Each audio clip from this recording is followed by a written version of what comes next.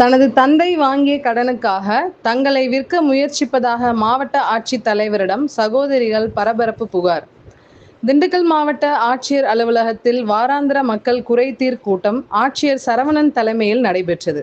இங்கு வந்திருந்த திண்டுக்கல் மாநகராட்சிக்கு உட்பட்ட கச்சேரி தெரு பகுதியைச் சேர்ந்த சகோதரிகள் சப்னா மற்றும் பத்மா ஆட்சியரிடம் கொடுத்த மனுவில் கூறியிருப்பதாவது: நாங்கள் ராஜஸ்தான் மாநிலத்தை பூர்வீகமாக கொண்ட இந்து குமாவத் வகுப்பைச் சேர்ந்தவர்கள்.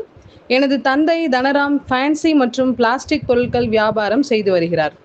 எனது தந்தை தொழிலில் நஷ்டம் ஏற்பட்டு விட்ட காரணத்தினால் எனது தாயார் சாந்தி தேவியை கடந்த 3 வருடங்களுக்கு முன்பு ராஜஸ்தான் மாநிலத்தில் சிரோஹி மாவட்டம் நிம்பாஜாத் கிராமத்தில் உள்ள கோவில் ஒன்றில் விட்டுவிட்டு வந்துவிட்டார். கடந்த 3 வருடங்களுக்கு மேலாக என்னையும் என் சகோதரியும் தினமும் இரும்பு பைப் கொண்டு அடித்து உதைத்து சித்திரவதை செய்து வருகிறார்.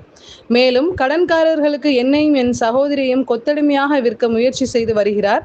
எங்களுக்கு பாலியல் ரீதியான கொடுமைகளும் நடக்குமோ என்ற அச்சம் ஏற்படுகிறது. ஆட்சியரிடம் மனு கொடுப்பது தெரிந்தால் எங்களது சொந்தக்காரர்கள் எங்களை அடித்து உதைத்து ஊனமாக்கி ஊருக்கு அனுப்பி விடுவார்கள். ஆகவே மாவட்ட ஆட்சியர் உடனடியாக இதில் தலையிட்டு என்னையும் என் சகோதரியையும் அரசு இல்லத்தில் பாதுகாப்பாக சேர்க்க வேண்டும் என்று இந்த மனுவில் தெரிவித்திருந்தனர். நாங்கள் 2 பேர் அக்கா தங்கச்சி. எங்கள் ஊர் சொந்த ஊர் ராஜஸ்தான் பாலி டிஸ்ட்ரிக்ட்லேருந்து வந்திருக்கோம். இங்கே 20 வருஷமாக ஆயிடுச்சு. 22 வருஷம் ஆக போதும்.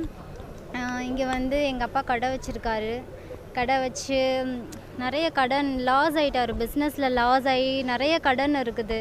கடன் இருக்கிறனால இந்த கடனெல்லாம் பார்த்து தான் எங்கள் அம்மாவும் ஊருக்கு போயிட்டாங்க. ஊருக்கு போய் 3 வருஷம் ஆச்சு. எங்கள் அம்மாவையும் நாங்கள் பார்க்கல.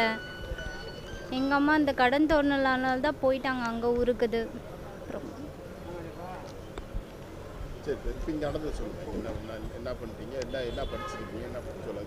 நாங்கள் அப்புறம் இருந்தாலும் எங்களுக்கு 10th வரையும் தான் எங்கள் அப்பா படிக்க வச்சது. அதுக்கப்புறம் படிக்க வைக்கல. நாங்களாகவே 12th கரஸில் போய் பண்ணோம். காந்திகிராம் யூனிவர்சிட்டியில் நாங்களே போய் பண்ணோம். அது எங்கள் அப்பாவுக்கு தெரியாமல் தான் பண்ணோம். தெரிஞ்சிருச்சுன்னா எங்கள் அப்பா அப்புறம் சொல்லுவார், நீங்கள் என்னை மீறி எப்படி படிக்கலாம், நான் சொன்னதான் ஏன் தவறீங்க அப்படின்னு சொல்லி திட்டுவார். அதுக்கடுத்து 12th முடித்து காலேஜுக்கு போகணுன்னு நினச்சா விட மாட்டேங்கிறாரு. காலேஜ் நிறைய ஃப்ரீ காலேஜஸ் இருந்தாலும் எங்கள் அப்பா விட மாட்டேங்கிறாரு. பொண்ணுங்க இவ்வளோ படித்தா போதும், இதுக்கு மேலே படிக்க வேணாம் அப்படின்னு சொல்கிறாரு. அப்புறம் வீடு வேறு வாடகையில் இருக்கும். வாடகையும் தர மாட்டேங்கிறாரு. 1 வருஷம் ஆயிடுச்சு வாடகை தராமல். வீட்டு ஓனர் என்ன சொல்கிறாங்கன்னா, நீங்கள் எங்கள் கடைக்கு வாங்க, கொத்தடிமையாக வேலை பாருங்கள், நீங்கள் ஏன்னா கடன் நிறைய வச்சுருக்கீங்க, உங்கள் பிள்ளைகளை அனுப்புங்க அப்படின்னு சொல்லி நேற்று காலையிலேருந்து நைட்டு தான் அந்த கடைக்கு போய் வேலை பண்ணிவிட்டு அங்கே இங்கே தெரிய வைக்கிறாங்க. வீட்டெல்லாம் தூக்க வைக்கிறாங்க. இவளால் வேலை பார்க்க முடியல.